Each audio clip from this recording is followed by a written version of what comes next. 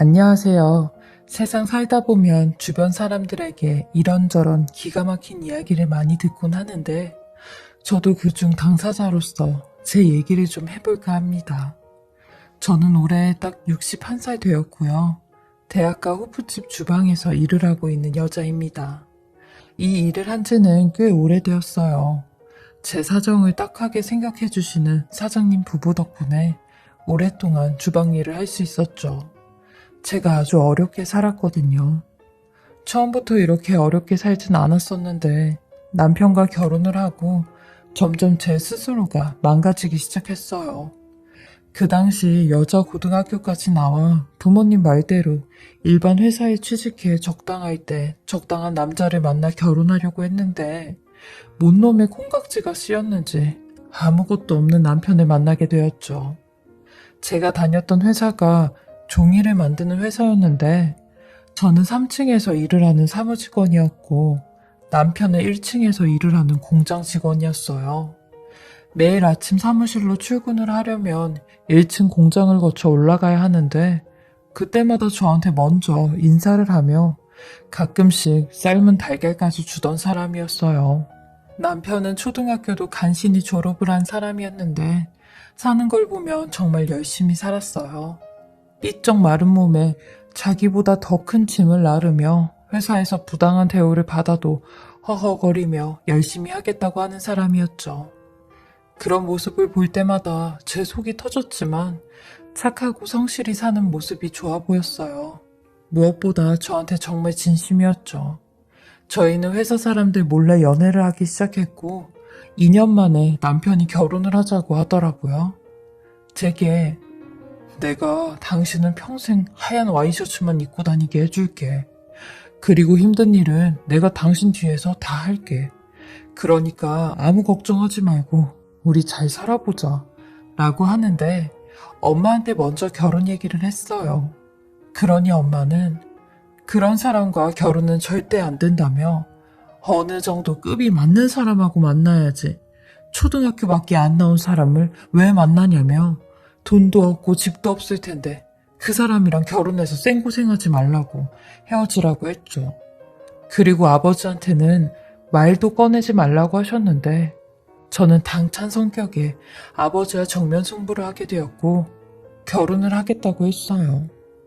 내 나이도 내년이면 26이고 만나는 사람도 있으니까 결혼 허락해달라고 했죠. 아버지는 내가 너 그런 사람이랑 결혼시키려고 고등학교까지 보냈는지 아냐며 최소한 고등학교 졸업한 놈은 데리고 와야지 절대 안 된다고 세기를 박으셨어요. 그리곤 선자리 알아봤으니까 당장 선보고 결혼하라고 하셨죠. 그 말에 그날 밤 저는 남편과 함께 야반도주를 했어요. 저녁에 기차역에서 만나자는 말만 하고 못 만나와 서울로 가는 기차에 몸을 실었죠. 남편은 아는 육촌 형님이 서울에 계시다며 그 형님을 찾아가면 도와줄 거라고 했어요. 하지만 그 형님에게 가진 돈까지 다 뺏기게 되면서 사기를 당하고 말았어요.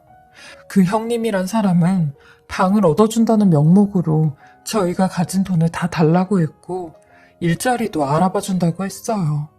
그리고 일단은 지낼 곳이 없으니까 여관에서 지내고 있으라고 했죠. 여관비도 자기가 다 지불했다며 기회의 도시에 잘 왔다고 우리 한번 부자 되보자고 했는데 이 말만 남긴 채 영영 사라지게 되었죠. 보름이 지나가는데도 나타나지 않았고 여관 주인은 저희를 재촉이기 시작했어요. 보름치 여관비를 내고 계속 살든가 아님 나가라고 했죠. 알고 보니 남편 사촌형이 지불했다던 여관비도 거짓말이었어요. 처음 본 사람에게 저희 돈을 맡긴 것도 잘못이었지만 어떻게 돈 한 푼도 남기지 않은 채 매정하게 사기를 칠 수 있는지 눈앞이 캄캄하더라고요. 남편은 제 앞에서 제대로 고개도 들지 못한 채 미안하다며 돈은 어떻게든 내가 다시 벌겠다고 용서해달라고 손이 발이 되게 싹싹 비는데 부모 가슴에 대못 받고 야반도주를 한 벌을 이렇게 받나 보다 싶어 고향에 내려갈 수도 없었어요. 저는 25살에 고아가 되었다고 생각을 했고 죽이 되든 밥이 되든 꼼짝없이 이 사람과 살아야 했어요. 다행히 남편은 이런 저와 살아보겠다며 그 다음날 바로 일자리를 알아봤고 솜 공장에 취직을 하게 되었어요. 근데 문제는 남편이 시골에서 왔다는 이유로 공장 사람들이 텃세를 엄청 심하게 부렸나 봐요. 틈만 나면 남편에게 엎드려 포처를 시켰대요.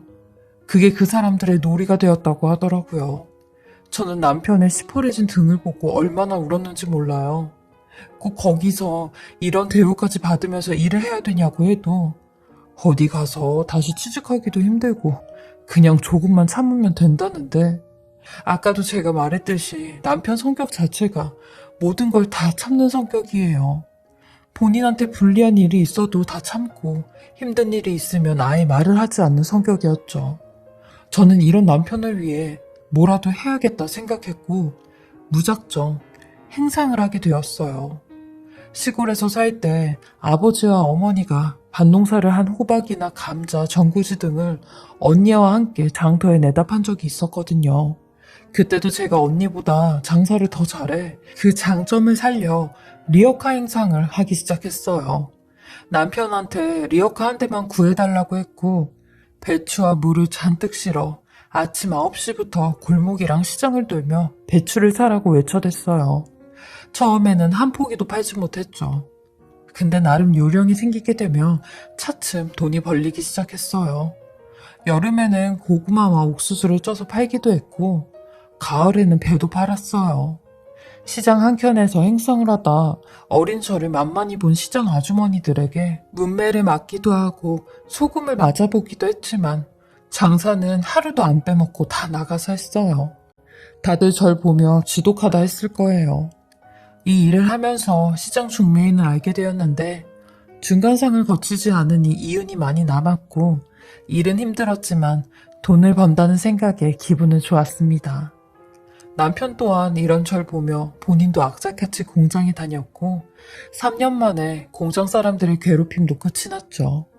그리고 여건 생활도 청산을 하고 반지하집을 구하게 되었어요. 마음이 편하다 보니 임신까지 하게 되었고요. 그전에도 2번이나 임신이 되긴 했는데 몸과 마음이 힘들다 보니 자연적으로 유산이 되었어요. 근데 이번에는 다행히 아이가 제 곁에 있어 주었죠. 10달을 내 뱃속에서 나와 한 몸이 되어 태어난 제 딸은 아주 건강했고 저희 부부도 아이가 태어나면서 어깨가 더 무거워졌어요. 딸이 태어남과 동시에 남편은 일반 사원에서 반장까지 되었고 반장이 되면서 월급도 더 많아졌어요. 이대로만 살면 부자로는 살지 못해도 배는 굶지 않고 살겠다 생각을 했죠. 그리고 아이는 딸 하나만 낳고 잘 키우자고 했어요. 없는 형편에 아이 한 명에게만 집중을 해서 키우고 싶었거든요. 딸을 낳고 키우다 보니 시골에 계신 부모님 생각도 정말 많이 났어요. 그래서 몇 번이나 엄마 아버지를 뵈러 갔지만 동네 입구까지 갔다가 다시 돌아오곤 했죠. 차마 발이 안 떨어지더라고요. 딸이 어느 정도 크면 꼭 딸을 데리고 엄마 아버지를 뵈러 가리라 다짐을 했어요. 그렇게 아주 평화로운 날들이 계속되던 날이었어요. 저는 장사를 하다 딸이 학교에서 돌아오는 시간이 되어 헐레벌떡 집으로 갔어요. 아니 근데 저희 딸이 집에 들어가지 않은 채 그냥 멍하니 문 밖에서 서 있는 겁니다. 그래서 딸을 부르려던 찰나 갑자기 집 안에서 저희 남편의 울부짖는 소리가 들려오는 겁니다. 그리고 이내 남편이 맨발로 뛰어나와 비명 섞인 목소리로 웬 남자들을 붙잡기 시작하는데 저희 딸도 놀랐는지 들고 있던 신발 주머니까지 떨어뜨리며 지 아빠 옆에서 울기만 하는 겁니다. 저는 심상치 않은 모습에 그쪽으로 달려갔고 남편에게 이 사람들 도대체 누구냐고 했어요. 아니 그러니 남편은 아무런 말을 하지 않은 채 손만 벌벌 떨고 있더라고요. 저는 그런 남편을 제치고 집 안으로 들어갔는데 집안이 온통 빨간 딱지로 가득했어요. 거실에 있는 TV부터 하다하다 수저통까지 빨간 딱지가 붙어져 있는데 그걸 본 순간 말이 안 나왔어요. 알고 보니 남편 공장에 공장장으로 있던 사람이 사업을 하나 하려고 하는데 자금을 빌려주면 남편도 취직을 시켜준다고 했대요. 평생 공장에서 먼지 마시며 일할 거냐면서요. 자네도 죽기 전엔 하얀 와이셔츠 입고 편하게 앉아서 하는 일도 해봐야 되지 않겠냐고 했대요. 그 말에 제가 생각이 났다는 겁니다. 결혼하기 전 평생 하얀 와이셔츠만 입고 일할 수 있게 해주겠다던 약속을 지금이라도 해주고 싶었다는 겁니다.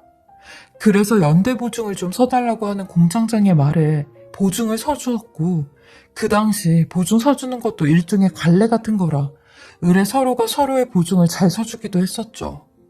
근데 이 보증이 잘못되어 버린 거죠. 공장장이 한다던 사업은 일이 엎어지게 되면서 수포로 돌아갔고, 공장장이 돈을 갚지 못하니 연대 보증인인 저희 남편이 대신 돈을 갚아야 됐어요. 근데 저희 집 형편에 그 큰 돈을 어떻게 갚겠나요? 있는 돈 없는 돈 다 끌어다 갚아도 그 돈의 10%도 갚지 못할 텐데 말이죠.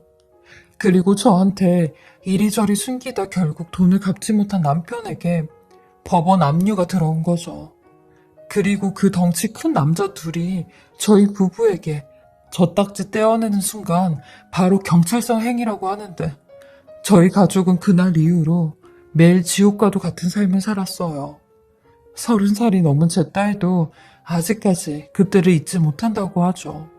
자기가 태어나서 처음으로 겪은 충격적인 일이었다면서요. 딸에게 이 말을 들을 때마다 가슴이 조여와요. 너무 미안해서요. 인생이 이제야 조금 풀리나 싶었는데 남편 때문에 또 이런 일이 생기게 되니 남편이 너무 원망스러웠어요. 한편으로는 제가 벌을 받는다고 생각했어요. 부모님 가슴에 대못 박고 하지 말라고 했던 결혼을 이렇게 하니까 탈이 나는구나 싶었죠. 그때는 남편 얼굴 쳐다보기도 싫었고 남편과 대화하는 것도 너무 싫었어요. 남편은 하루가 멀다 하고 그 공장장을 잡으러 이곳저곳으로 돌아다녔는데 저는 신경도 쓰지 않았죠. 그러던 어느 날 장사를 하고 왔는데 어김없이 남편은 없고 식탁 위에 웬 편지가 한 통 덩그러니 놓여져 있는 겁니다. 남편이 제게 쓴 편지였는데 대충 내용은 이러했어요. 내가 사라지면 끝나는 일이니 내가 조용히 사라진다고요. 나를 찾지도 말고 내 앞으로 있는 빚 또한 내가 알아서 하겠다고. 그러니 잘 있으라고. 그런 편지를 보는데 이렇게 무책임하게 떠난 남편이 더 원망스러웠어요. 차라리 어떻게든 이겨내보자, 견뎌내보자 하는 말을 듣고 싶었는데 흔적도 없이 사라진 거죠. 남편 없이 딸을 혼자 키운 그 세월은 말도 못해요. 하던 행성일도 돈벌이가 안 돼 식당으로 취직을 하였고 이것저것 안 해본 일이 없어 지금까지 살았네요. 남편은 20년 넘도록 단 한 번도 저희 앞에 나타나지 않았고 죽었는지 살았는지도 모를 정도로 깜깜무소식이었죠. 저는 이런 남편을 평생 증오하며 살았어요. 그리고 가족이라곤 하나 남은 제 딸만 바라보며 살았죠. 근데 이런 딸도 결혼을 하겠다며 저한테 남자친구를 데리고 오더라고요. 사실 제가 살아온 인생이 평생 남편한테 대이면서 살았기에 딸이 결혼하는 게 무척 걱정이 됐어요. 하지만 저의 걱정과는 다르게 딸의 남자친구는 구급 공무원이었고 집안도 아주 반듯한 공무원 집안이었죠. 저는 딸의 선택에 결혼을 허락해 주었고 절대 엄마처럼은 살지 말라고 신신당부까지 해주었네요. 그리고 딸 시집 보내면서 시댁에 기죽지 말라고 제가 해줄 수 있는 건 다 해주려고 했어요. 부모들이 그렇듯이 괜히 내 딸이 상대적으로 부족해 보이는 건 싫었거든요. 가뜩이나 애비 없이 자란 딸에게 결혼할 때마저 애비 없어서 저렇다는 말은 듣게 하기 싫었습니다. 그래서 돈이 필요했어요. 제가 하는 일로는 돈이 터무니없이 모자랐기에 낮에도 할 수 있는 일을 구해야겠다 생각했어요. 그러던 중 제가 일하는 호프집 근처에 5층짜리 새 건물이 들어서는 걸 보곤 건물 청소 일을 해야겠다는 생각을 했어요. 몸은 엄청 힘들겠지만 저희 딸을 위해서라면 이 정도는 거뜬히 할 수 있었죠. 그리고 건물 청소를 구한다는 소식에 면접을 보러 갔는데 그 자리에서 저는 보고도 믿기 힘든 사람을 보고야 말았습니다. 23년 전 무참히 저를 떠난 남편이 그 자리에 떡하니 앉아있는 겁니다. 저는 남편을 보고 말이 안 나와 멍하니 쳐다만 보고 있었어요. 20년이 흘렀지만 그 얼굴이 그대로 있더라고요. 그러니 남편도 절 보곤 아무런 말을 하지 않은 채 제 쪽으로 와 제 손을 덥석 잡으며 잘 있었냐고 하는 겁니다. 내가 당신이랑 미소만 남겨두고 나왔을 때 나 정말 삶을 포기하려고 했어. 내가 있어봐야 당신하고 미소한테 도움이 안 될 것 같았거든. 이라고 하며 산까지 올라갔대요. 근데 이렇게 가기 너무 억울해. 가더라도 저랑 딸한테 도움이 되는 일은 하나 해놓고 가고 싶었답니다.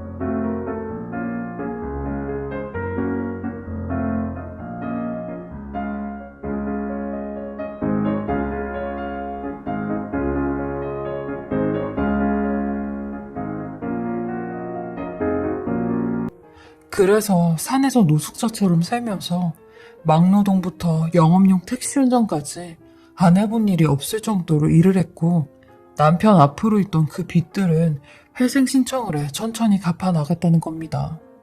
그러면서 주식 공부를 좀 했대요. 하루는 도서관으로 막노동 일을 하러 갔는데 점심 쉬는 시간에 주식 관련 책을 보게 되었대요. 그게 자기 인생의 터닝포인트였다고 하더라고요.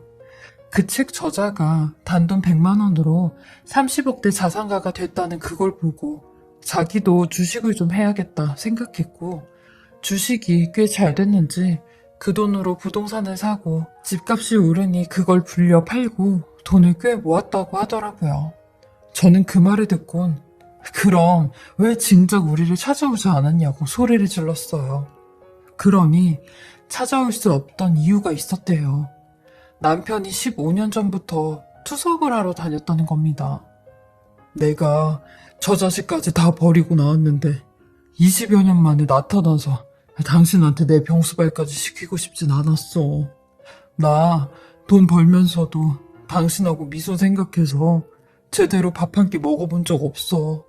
라면 먹어가면서 옷 하나 제대로 사입지 않으면서 돈만 벌었어.